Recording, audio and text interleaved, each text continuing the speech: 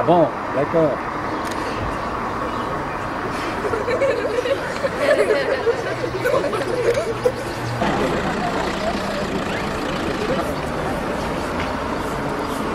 Et l'Allemagne sera représentée par qui? Vous êtes parti? Bah oui, malheureusement, moi je le faisais bien en Pas-de-Calais. Oui, c'est bon, vas-y là. Bon, Alors, ça commence à allumer. On m'entend là? ah oui, très bien. Bien. Alors, les 4 divisions canadiennes sont placées sous les ordres du général Byng, qui va préparer minutieusement avec tous ces hommes cette bataille. La ligne rouge, la ligne bleue et la ligne brune pour certaines divisions. Donc c'est des dizaines de kilomètres de souterrains sur 4 niveaux. Ils vont parfois réutiliser des souterrains qui existaient déjà, mais en tout cas ils vont sur les environs. But un petit peu plus loin, de l'autre côté de la rade, vous en entendrez parler si vous venez à l'autre sortie au mois de mai, comme Mont-sur-les-Preux par exemple, qui est aussi un point haut. Territorial. Et donc, il y en a 20 000 qui vont sortir. Le 9 avril, c'est pile dans l'alignement des lois qu'on n'aperçoit toujours pas derrière. Peut-être que cet après-midi vous l'apercevrez. Et puis il y a une autre trouée, lorsqu'on est au pied du monument, on aperçoit aussi une autre trouée dans la forêt, on aperçoit le... Alors. Là, on entend. Non. Vision, qui était donc la côte 145 à mi-chemin dans la course pour pouvoir encore avoir un petit peu une vue sur cette vallée des Oives qui tire son nom, mais qui ne compte plus que 62 hommes valides à la fin de la journée, et cette cimetière qui lui était spécifiquement dédiée, et chaque section avait donc une cinquantaine de mètres. Donc vous voyez bien que chaque section avait sur leur dos un marquage assez important. Ils sont partis partir encore une grande préparation, une grande précision dans l'organisation. L'artillerie était cadencée. Quelques mots encore sur ce qui s'est passé sur le champ de bataille, ou plutôt ce qui s'est passé après. Donc le 9 avril et le 10 avril, la crête de Lumie est prise. Le 12, avec la prise du Paimpol, toute la crête est aux mains des Canadiens. Le 4 jours, pour les 4 divisions canadiennes, à 10 600, la conséquence des munitions, c'est-à-dire les blessés, vers l'arrière, qui sont ensuite répartis, soignés dans les postes de secours de première urgence, puis répartis selon les cas dans les hôpitaux militaires qui étaient à... En souvenir, il y a 90 ans, des Canadiens qui se sont battus dans cette région et qui ont libéré quelques kilomètres du territoire national. Garde à vous. Dépôt de germe.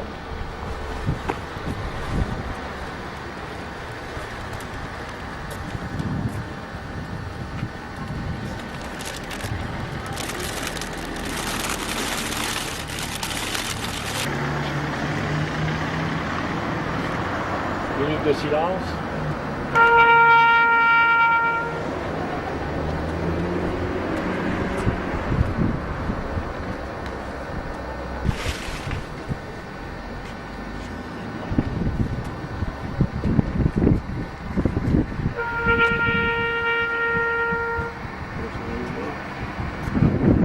La nécessité que les Alliés, eux, ont décidé de gagner la guerre en 17. Ils veulent gagner la guerre en 17. Et cette détermination, ils vont la prouver justement en engageant un maximum de moyens. Alors, on a vu et on va voir tout à l'heure que la prise de cette crête de Vimy est un élément important. On verra dans un mois que la prise des collines de Mont-sur-les-Preux, c'est également un événement. De Kelly, donc ne soyez pas surpris si vous voyez des journalistes rôder autour du pont. Merci. Bonjour, je m'appelle Kelly. Alors, ici, la crête est 14 km de longueur et c'était occupé par les Allemands dès octobre 1914. Et c'était une position stratégique très importante. Deuxième et la troisième bataille d'Artois. Pendant la troisième bataille, leur groupe marocain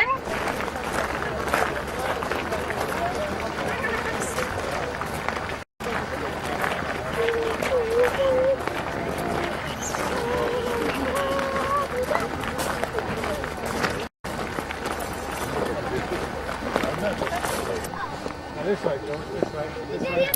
No, this way. Here.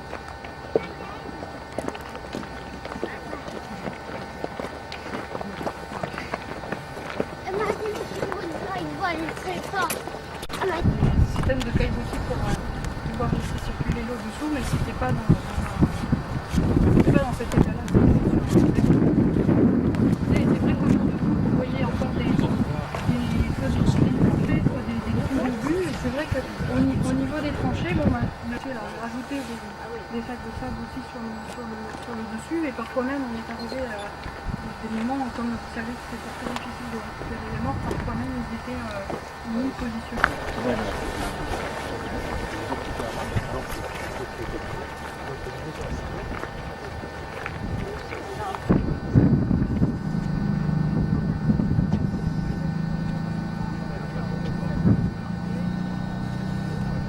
Alors Arras se trouve à peu près dans cette direction-là. Voilà. Et donc on voit bien, si vous voulez, ici l'intérêt et la différence qu'il y a entre le plateau d'Arras qui est de l'autre côté et ici le bassin minier. Oui. Donc le but des Français en 15 et puis des Canadiens, c'était également de repousser les Allemands en Belgique. Alors on est passé devant un monument. Mais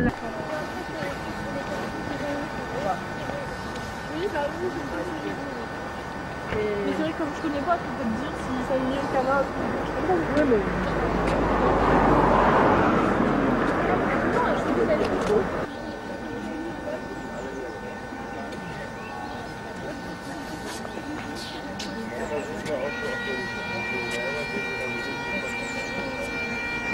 Derrière votre dos, à l'horizon, vous avez donc cette colline de Notre-Dame-de-Lorette.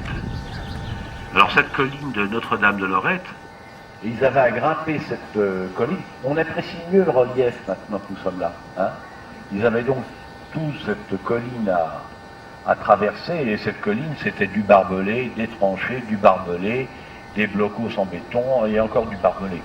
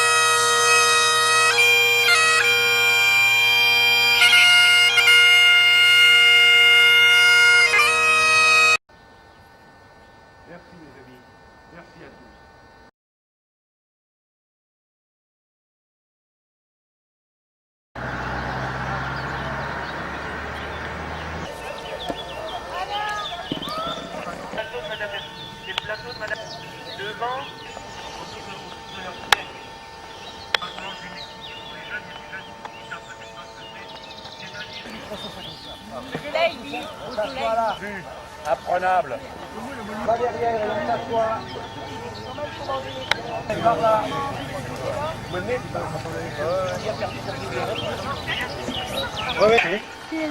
La tranchée Dutch sur les Grinos. Et il y a le terrain des couleurs. Le quatrième qui est là, le sixième qui est là, c'est Lens. Et le 6e a la chance de pouvoir prendre un feu roulant. Tout le monde sait ce que c'est qu'un feu roulant? Non? Un feu roulant, c'est un feu roulant en marche. L'inverse, eh bien, il y a pas d'autre problème pour l'embarras roulant. Donc,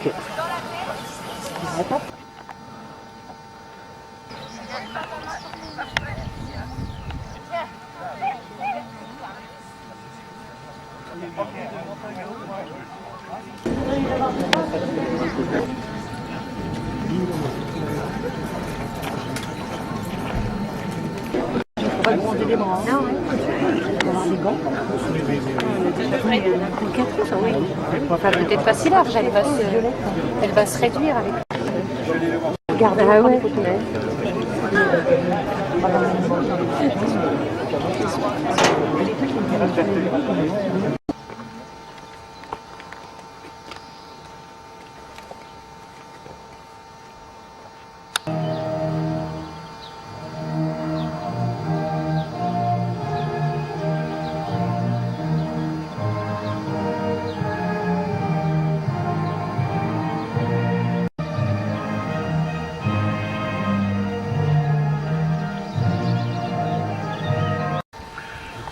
Les mitrailleuses françaises, les mitrailleuses Ostrich. Les problèmes d'embranchement.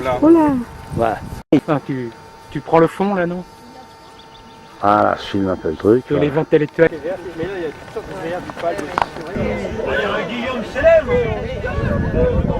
Non.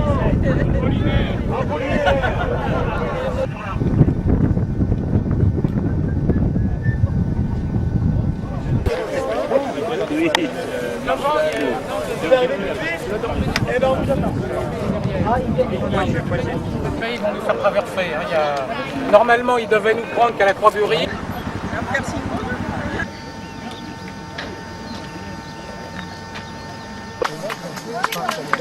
Alors les filles,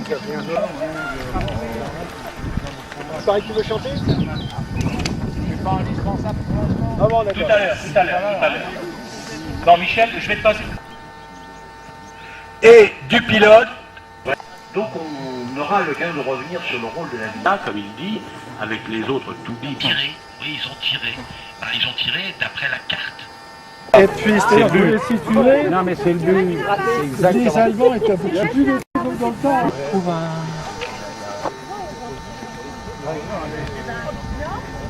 RT ou RTI, comme on veut, il était rattaché au CER. Et à 21h le 18 avril, on va commencer à faire mouvement pour prendre Vély à revers. Donc, il n'y a plus de combat. Nivelles va arrêter les combats qu'on reprendra le 5 mai. Et ça, on le verra. On est à mi-pente, on n'est pas encore sur le chemin des dames, on est à mi-pente du chemin des dames. Quelle association? Là, actuellement. Ouais. Il est beau, hein? Ouais, mais là, il disait rien, il fait soleil. Ouais, il fait beau, il pleut, ouais.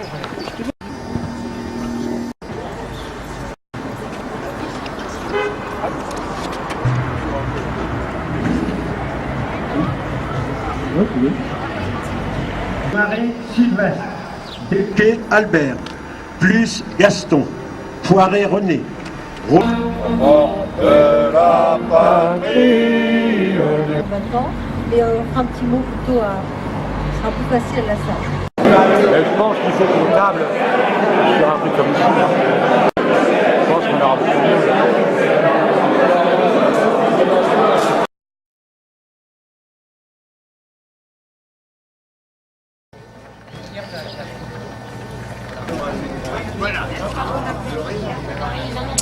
Première brigade.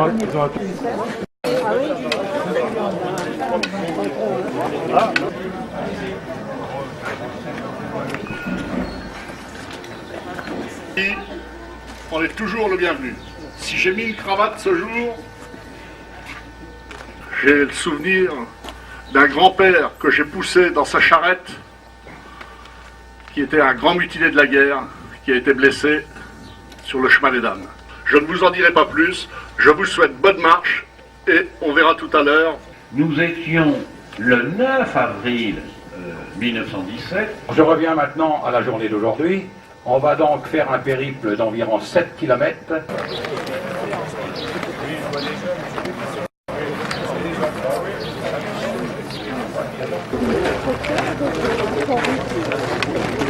Merci.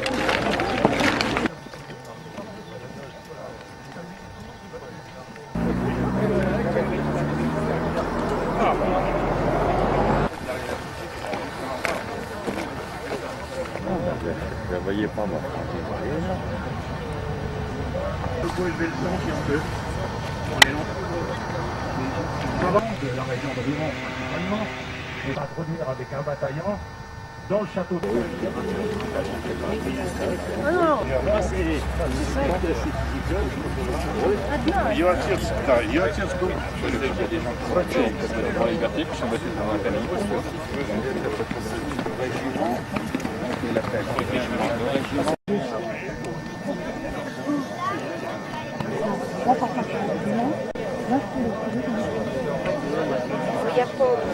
Autour des années 1850-1860, venaient faire du galop et de l'entraînement sur les cavaliers de Courcy. Jusque pratiquement, vous voyez le point de tangence avec la voie de chemin de fer. On y va, direction Courcy. Alors, Courcy sur la place. Hein.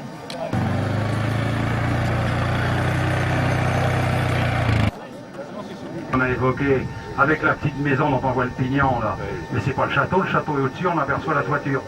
Sans donc encore dans le village, de Pont-Givard, voire plus loin.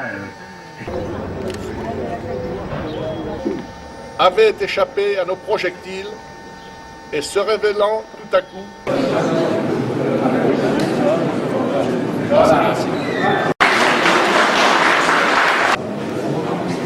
Voilà, je vous offre en souvenir ce tableau.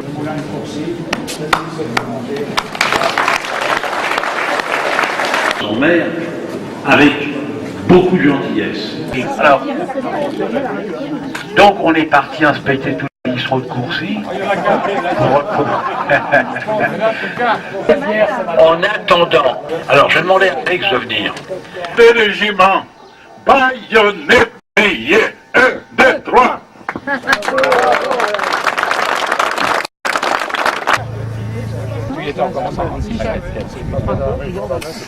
Et en face de nous, on retrouve le massif de Saint-Thierry. Au premier plan, là, vous avez une ligne d'arbres. Deuxième régiment russe.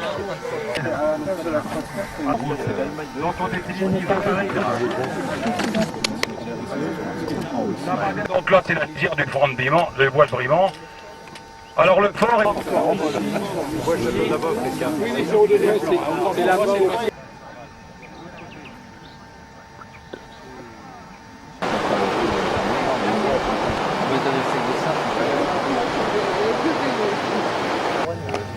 L'année. Il y a 1800. C'est typique la Champagne.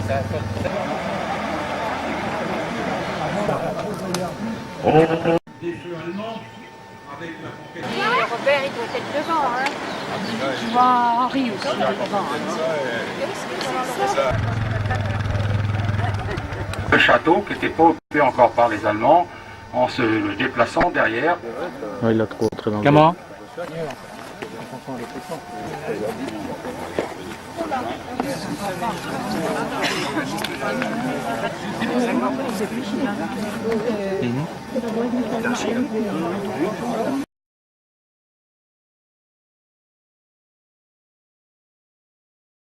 On parlait pas de régiment, on parlait de groupement. T'entends, il y a un contact quelque part. Un groupe d'artillerie spéciale.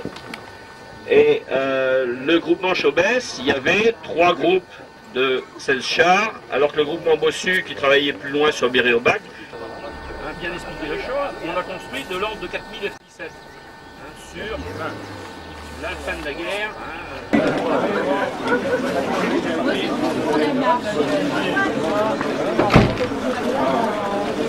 Ah non. Il y avait quelques pierres debout quand même. En fait, je n'avais rien demandé, on en fait deux. C'est la Etc. Pour ceux qui n'ont pas l'habitude de venir avec nous.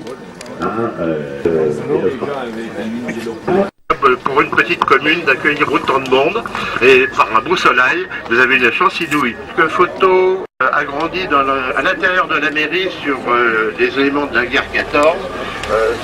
Ça après à la future deuxième bataille de la Marne le 27 mai 1918. mais on ne peut pas passer à côté d'un cimetière comme ça sans porter quand même témoignage et recueillement. Donc on fera une petite halte au cimetière.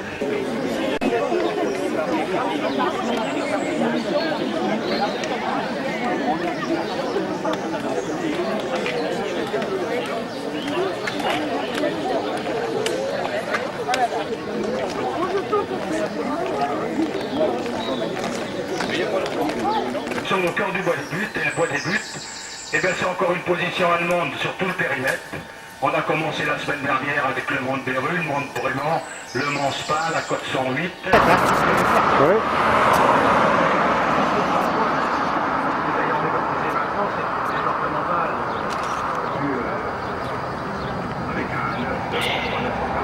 Avec Loire et Gaz. Sabine Azémon.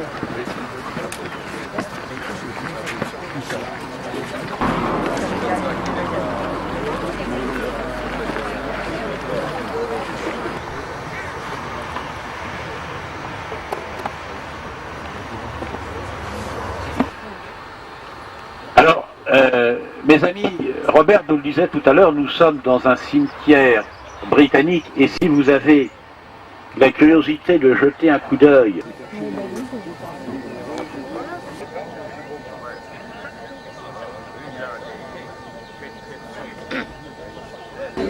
nous avions sur place une batterie britannique. C'est logique, hein, les batteries sont toujours à l'arrière des alignements. Vous êtes réunis devant la mairie et devant la place des personnes qui sont là, vous n'avez au niveau français que l'impact droite. Par contre,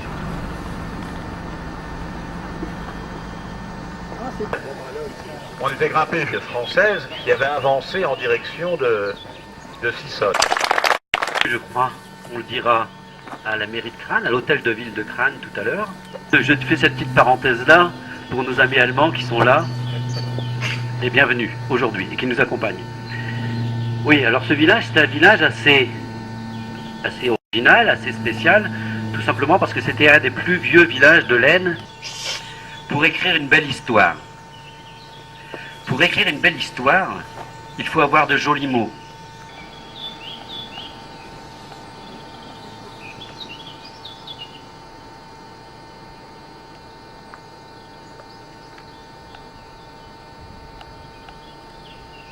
Partage cette histoire-là avec nous tous d'ailleurs, mais surtout les gens de Crâne. Et donc ce sous-officiel-là, en pleine bataille, s'est aperçu que c'était vraiment pratiquement une œuvre d'art. Ça sera peut-être moins praticable, mais ça sera plus sûr, comme son nom l'indique. On y va. J'ai prévenu les gendarmes. Il y a très peu de renfrants, je sais plus, il y en a deux, je crois, qui ne sont pas portés par un. Il y a Henri IV. À la fin, Louis XVIII.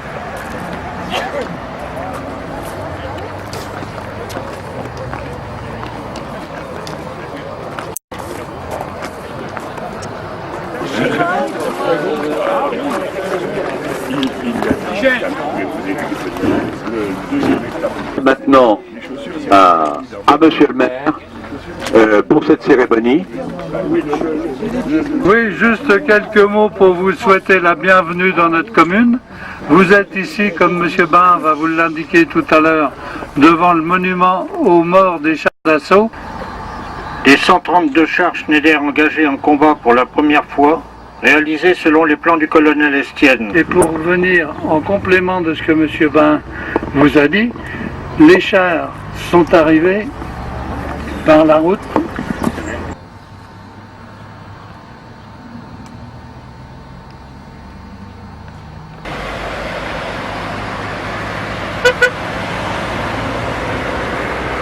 Autrement dit, 1h01, et de mettre les plaques à cet endroit-là.